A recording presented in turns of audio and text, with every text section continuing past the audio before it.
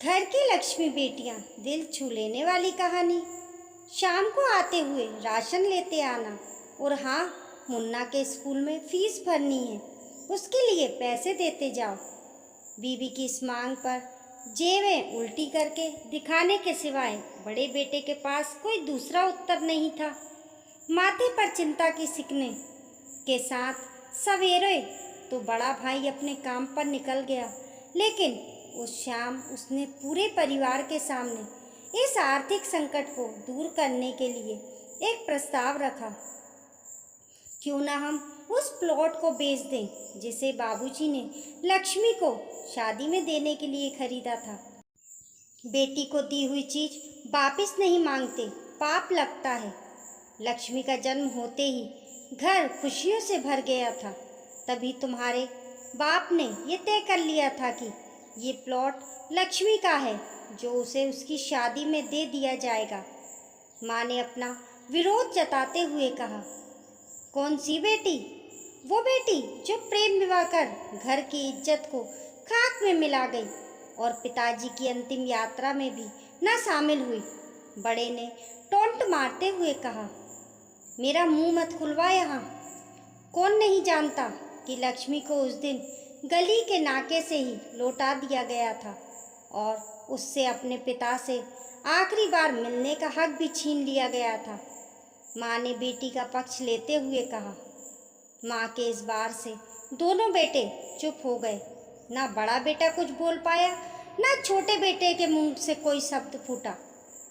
थोड़ी देर की शांति के बाद छोटा भाई बोला, प्लाट बेच तो देंगे, पर क्या लक्ष्मी कागजात पर दस्तखत करेगी? मुझे नहीं लगता वो हमारा भला सोच भी सकती है। आखिर है तो औरत जात, पुरुषों की स्थिति कैसे समझ पाएगी?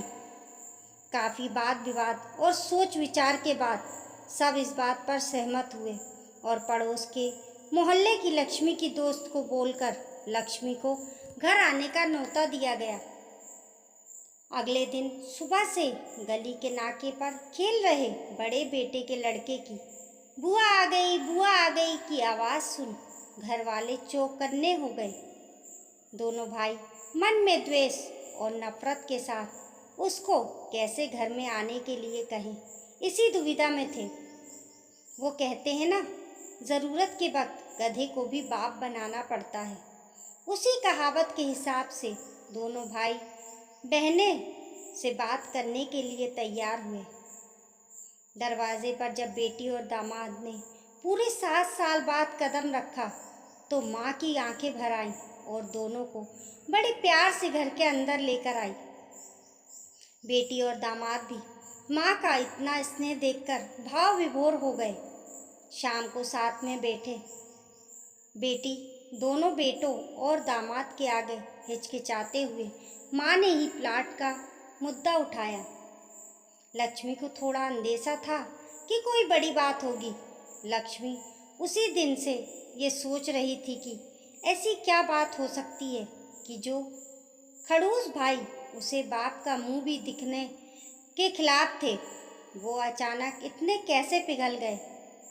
लेकिन अब उसको सारी बात समझ में आ गई। लक्ष्मी ने तिरछी नज़र से पति की तरफ देखा तो वो बोल पड़ा, देखिए मम्मी जी, शादी से पहले जो कुछ आपका था वो आप ही का रहेगा।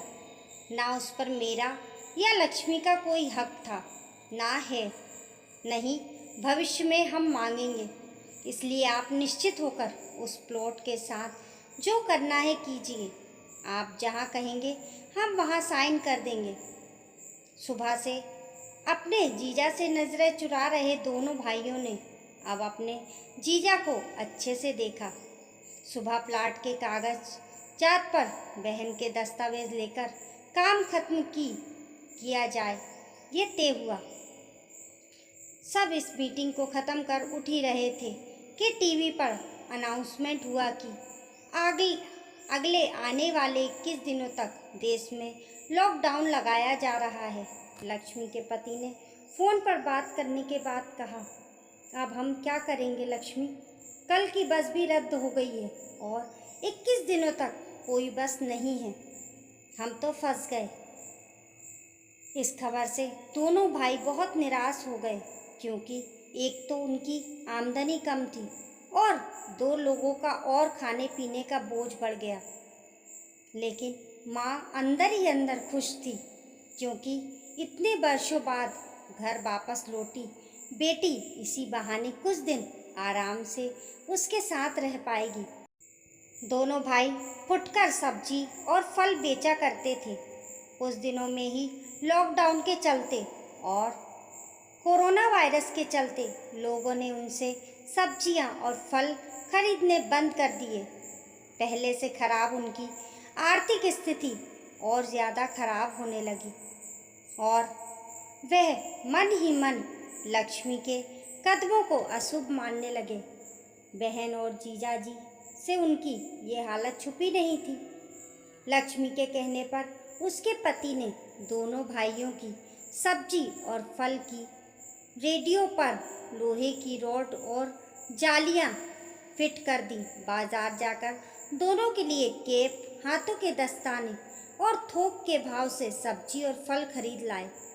दोनों की रेडिया अच्छे से तैयार कर फल और सब्जियां ढककर दोनों भाइयों को टोपी और दस्ताने देकर जीजाजी ने उनसे कहा, एक बार इस तरह से धंधा करके देखो, शायद आपका मुनाफा बढ़ जाए। थोड़ी आनाकानी करने के बाद दोनों भाइयों ने जीजाजी के समझाए अनुसार धंधा शुरू किया। 2-3 दिनों बाद ही कोरोना से घबराए लोग अब ढकी हुई फल और सब्जियां और दस्ताने और सेफ्टी का ध्यान रखते बेचने वालों से ही फल और सब्जियां खरीदने लगे। इस तरह समझदार दामाद की वजह से धीरे धीरे दोनों भाइयों का धंधा अच्छे चलने लगा और उनके घर का गल्ला जो पहले खाली हो रहा था अब धीरे धीरे भरने लगा। माँ जैसे अपने मरे हुए पति से मन ही मन संवाद साधने लगी। देखो जी, आपकी लक्ष्मी सच में लक्ष्मी है। उसके पांव घर में पड़ते ही घर खुशियों से भर रहा है। दोनों भाइयों के आंखों में पहले जो गुस्सा था उसकी जगह आप शर्म ने ले ली थी। वे मन ही मन सोचते थे, क्या गलत किया था बहन ने जो हमने उसके साथ इतना बुरा सलूक किया। शादी ही तो की थी और शादी करने से पहले हमें बताया भी तो था। हम ही थे जो उसे स्वीकार नहीं कर पाए। दोनों भाइयों के मन में द्वेष और नफरत धीरे धीरे क्वारंटाइन हो गए। 21 दिन बाद जब दीदी और जीजाजी प्लॉट के कागज़ पर साइन करने जाने लगे तब दोनों भाइयों ने उन्हें रोक लिया और उनसे माफ़ी मांगते हुए वो पेपर्स उन्हें देते हुए बोले, शादी के वक्त हमने आपको कोई तोहफा तो दूर की बात है, आपका हक भी नहीं दिया, लेकिन अब इस प्लॉट को स्वीकार कर हमें प्रायश्चित करने का मौका दीजिए।